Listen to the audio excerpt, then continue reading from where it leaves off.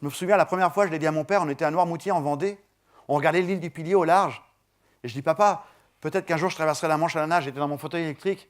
Et mon père, il m'a regardé, il ne m'a pas répondu cette journée-là. Mais j'ai vu dans ses yeux, il s'est dit, oh merde, il n'a pas que les bras et les jambes qui ont cramé, lui. Il a dû y avoir un court-circuit là-haut. Mais personne ne peut imaginer une histoire pareille. Personne. À chaque fois que j'en parle, on me dit, oui, on va t'acheter un paquet de billes, ça va te faire du bien, tu vas te calmer. Et quand cette journaliste de France 3 me dit, alors Philippe Croison, c'est quoi votre prochain rêve, c'est quoi votre prochain défi?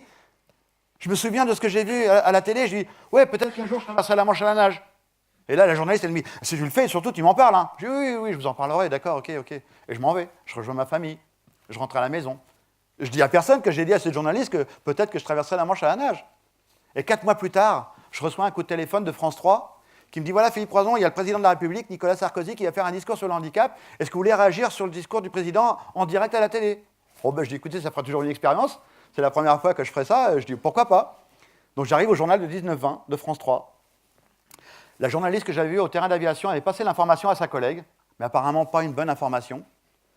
Et là, en plein direct, je réagis au discours du président de la République par rapport au handicap. Et la journaliste, à la fin de l'interview, elle me dit, alors comme ça, Philippe Croison, vous allez traverser la Manche à la nage, hein? Et là, je vous promets, sur un plateau télé, mais ça dure 1/10 de seconde, mais ça avait une vitesse incroyable. Et là, il y a un vieux tiroir qui s'ouvre, plein de toiles d'araignée, plein de poussière. Ça fait 14 ans. Ça fait 14 ans que j'avais vu ça à la télé. Il y a un truc qui sort de là-dedans, qui arrive à ma bouche, et je fais « oui ». Et là, je pars dans un délire total. Je dis « qu'est-ce que tu viens de dire? Tu viens de dire oui, mais t'es dingue ». Et là, je pars, mais vraiment, à dire n'importe quoi sur le plateau télé. Je dis d'ailleurs, les ingénieurs travaillent sur les prothèses. Et l'idée absolue, mais alors, l'idée de génie, mais je ne sais même pas comment c'est arrivé à ma bouche. Je dis d'ailleurs, oui, il y a mon département, il y a le conseil général de la Vienne qui a 100% derrière moi pour me soutenir. Alors que j'étais même pas connu, ni rien, je connaissais personne au département. Je venais de sortir de mon canapé, quoi.